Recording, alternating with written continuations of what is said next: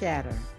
I am Valia Lee, founder and CEO of the Strategic Advantage. We're a global education consulting firm. We provide supports to schools, districts, individual schools, charter school conglomerate. We are your go to, your plug for all things education. We work with school boards, boards of trustees. We work with parents. We do a number of things, and I encourage you to check us out on our website at www.thestrategicadvantage.org. On the website, you'll find out there are a number of services that we offer. We have a great deal of merch out there. And what we say is that we are changing how schooling is done, one strategy at a time. So I encourage you to get to know us. Be sure to follow us on YouTube because we post several times a day. We're also on all other platforms as well. We are on LinkedIn, Instagram, Facebook, X, and trying to think where else, but we're out there. Come on and get to know us and join us, and so that you can partake in some of this ed chatter. What we chat about is current issues and trends. We talk about challenges in the field of education, and we talk about solutions and successes that individuals and school systems and schools are experiencing.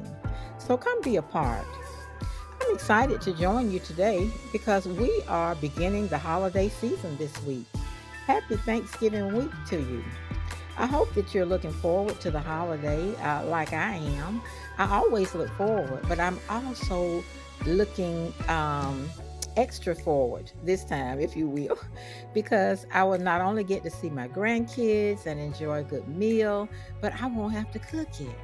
My family and I are getting together, and we've onboarded a caterer to assist us, and we are just excited about that, not having to get in the kitchen and do, if you will.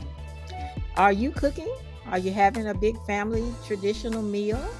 What's going on with you for Thanksgiving? Drop it in the comments. Interact with me and let us get to know you better too. We have family traditions, and I'm sure you do. Share some of those traditions. What do you guys do on Thanksgiving when you and the family get together? I know it's going to be a good time, and we'll just, kick off the holidays in grand style. All right, so let's jump into our ed chatter for today. We're talking about cell phone bans. Should cell phones be banned? Yay or nay? There's been a lot of discussion in the education arena lately as it relates to cell phone banning.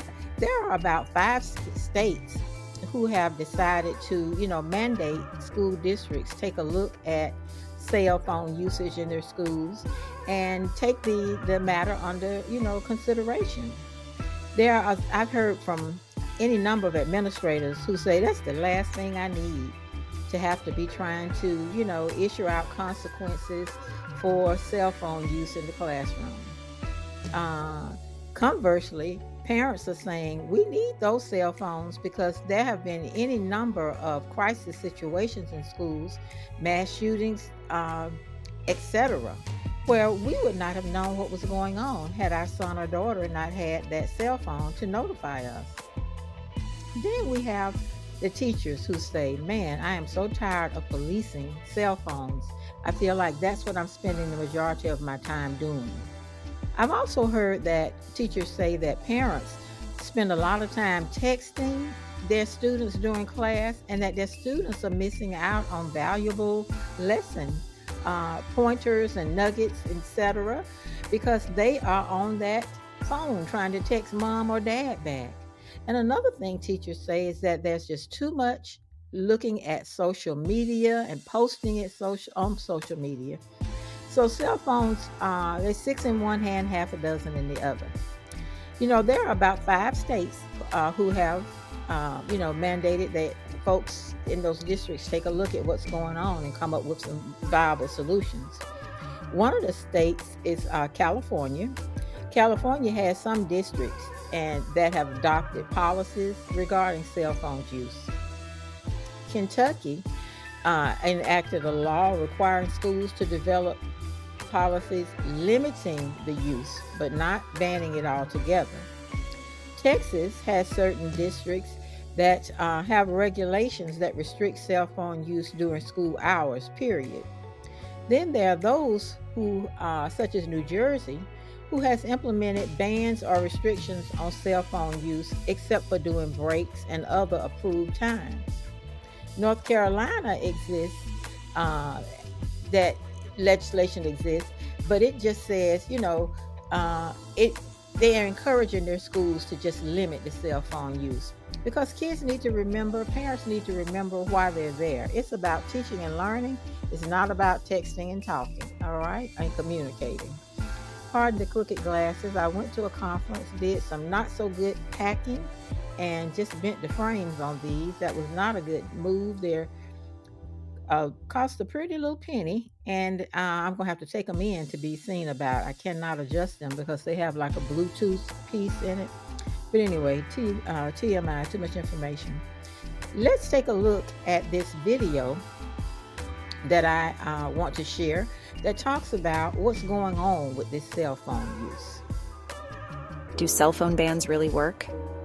It's a question many educators grapple with. Let's dive into some facts and findings. First, the main argument for banning cell phones in schools is to eliminate distractions. Studies have shown that students without their phones tend to focus more in class. Makes sense, right? No texts, no social media, just pure learning. But here's the catch. While banning phones might boost concentration, it can also stifle some educational opportunities. Think about it. Phones are powerful tools for research, collaboration, and even creativity. Apps for learning languages, solving math problems, or even creating art are just a tap away. Moreover, there's the issue of enforcement. Teachers often find it challenging to monitor and confiscate phones, which can lead to power struggles and a negative classroom atmosphere. So, is a ban really practical? On the flip side, some schools have found a middle ground. Instead of outright bans, they implement phone zones or specific times when phone use is allowed. This way, students learn to balance their tech use responsibly. In the end, the effectiveness of a phone ban depends on the school's culture, the students, and how the policy is enforced. There's no one-size-fits-all answer. What works for one school might not work for another. So, educators, what do you think? Are cell phone bans the way to go, or is there a better solution? Share your thoughts in the comments below. Thanks for watching. So, as you can see, we are dealing with this matter ongoingly. And what the challenge of balancing student and cell phone use really involves, it addresses the educational needs and the parent concerns. That is the, I guess, cross to bear for school administrators at the central level and school level. So I want to offer some suggestions for potential solutions to this issue. First of all, schools need to establish clear policies. Make certain that the cell phone use is outlined well in your student handbooks, and it can include particular times for using cell phones so that if a parent wants to text, they know, oh, I need to text around this time. Or if a student is going to use it for social media or what have you, the teacher may build in some time in the classroom that is still content related and the like. Another thing is to communicate with parents. Let them know up front what the expectation is.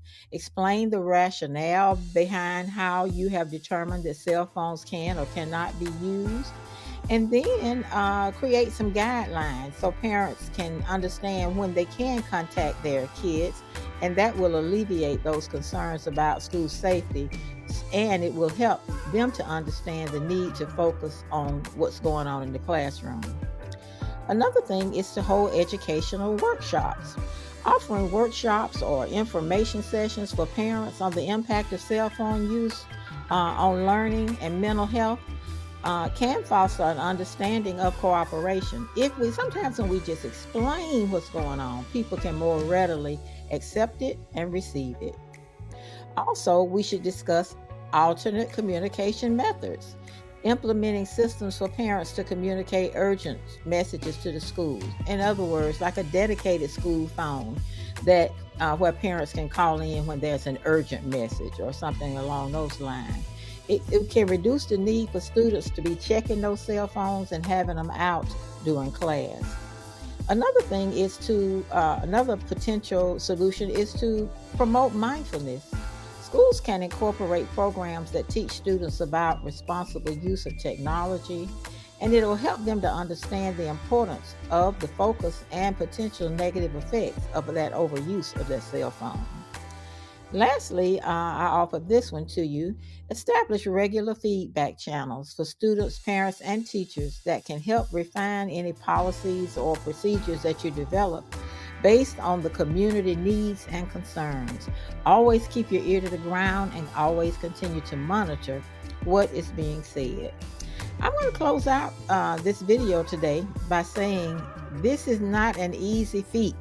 We're going to have to massage it, get feedback, get input from all stakeholders, constantly look and revisit to see if what we have is working, how we might can tweak it, and what other concerns have presented since we've made our policy and or procedures, or established them, I should say. At any rate, that is it for cell phone abuse. It's not, that's exactly what it has been for some, cell phone abuse. But at any rate, for cell phone use and the banning of cell phones in schools, please take time to drop some comments and let me know your thoughts and any solutions or potential solutions that you may come up with. I thank you, and I appreciate you for joining us for this session of Ed Chatter. I encourage you to subscribe to our YouTube channel. Follow us on the platforms I mentioned earlier. And again, I want to wish you and yours a happy Thanksgiving. I encourage you to reach out to anybody that may need someone to just love on them for Thanksgiving. And not everyone has a large family, not everyone has any family. So we want to be mindful of that, be cognizant of that, and certainly love on people and reach out to them during not only Thanksgiving, but the entire holiday season. Okay, thanks so much for joining me. I look forward to seeing you soon.